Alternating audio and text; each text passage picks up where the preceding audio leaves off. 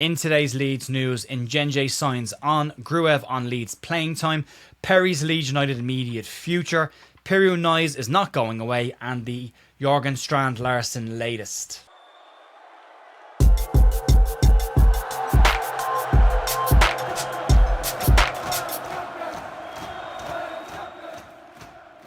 Hey folks, welcome to the Leeds View, Wednesday the 21st of January with your Leeds United news. Hope your week is going well so far. We've got a lot of stuff coming up this week. The podcast is out from last night. Myself, Jerry and Paul having a bit of a chat about all the news that's going on with Leeds right now, as well as having a look back at the Fulham game and ahead to the upcoming fixtures and our rivals and what they've got coming up this weekend as well. Just a quick reminder to put it out there to you, the Square Ball are coming to Ireland and they are doing a gig in Galway on March 25th in the Roisin Dove. Tickets for that are €26.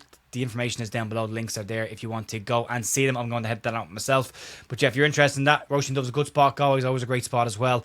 If you want to get tickets for that, tickets for the other gigs are pretty much sold out.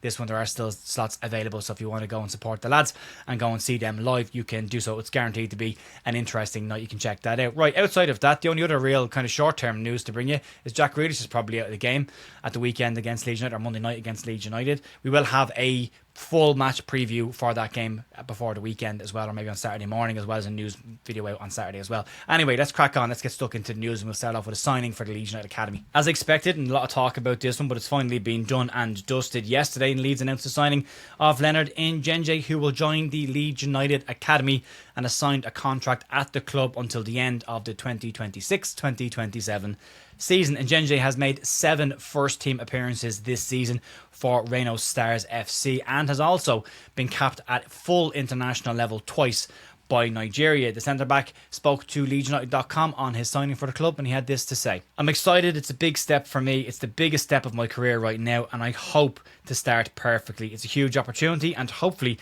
I get to utilise my opportunity and do better for the club, represent the club, and be part of the great things they set to achieve."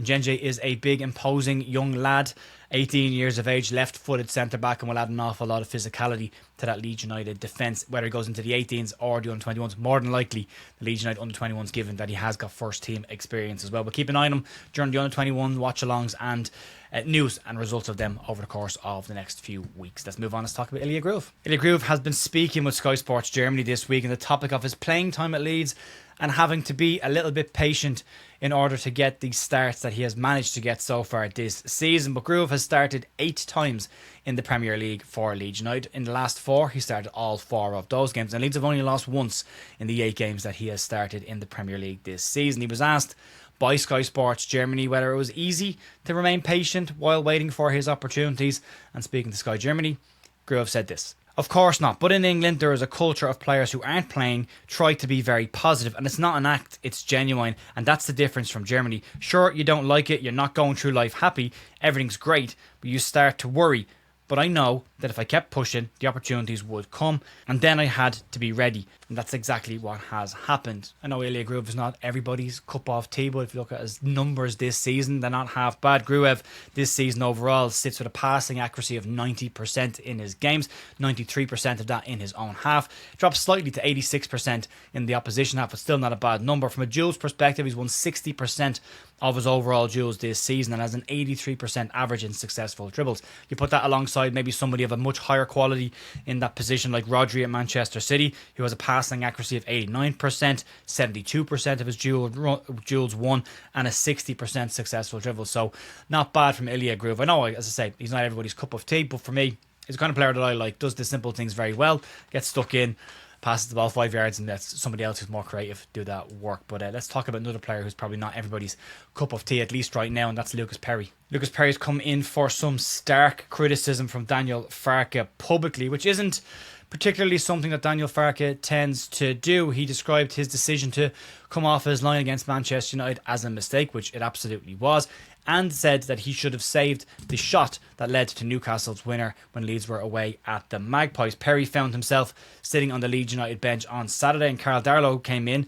for what was a very steady game and safe pair of hands outside of maybe one slightly heart-in-mouth moment. But he did pick up a very important clean sheet as well. Isaac Johnson in Leeds Live today has been looking at Lucas Perri's long and short term future at Leeds United and points out that Leeds might have to dip back into the transfer market in the summer if Lucas Perri remains on the Leeds United substitute bench this season.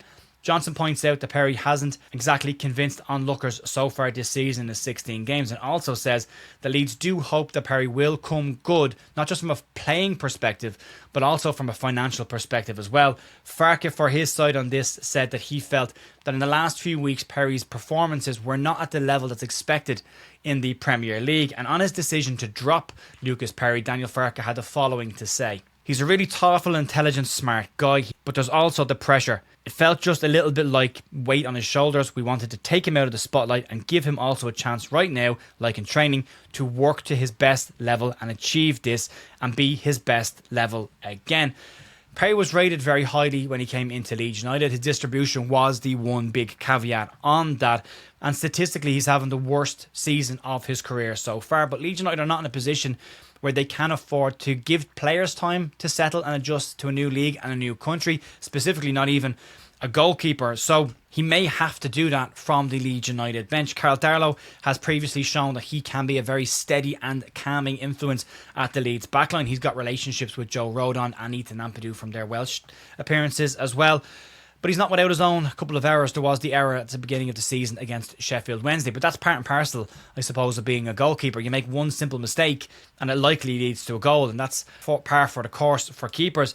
Leeds need, though, to assess the long-term viability of Lucas Perri. And if the keeper can't adjust, then Leeds will find themselves in a situation where they'll go into another summer with a goalkeeper top of their shopping list. If he can adjust, and if he can show the keeper that he was at Lyon, then Leeds will absolutely benefit from that. But the adjustment has been a difficult thing for a lot of goalkeepers coming into the Premier League. And Leeds, as I say, are not in a position where they can afford to just sit around and wait for a keeper to settle down and adjust to a new area.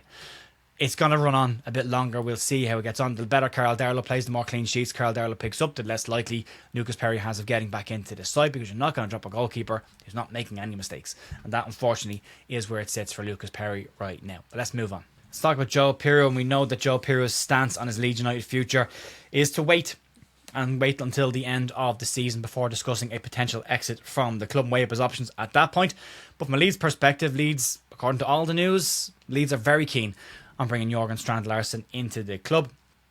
And with Piroe's lack of Premier League minutes so far this season, the remainder of his season, if they do get Strand-Larsen, may not even be on the Leeds United bench.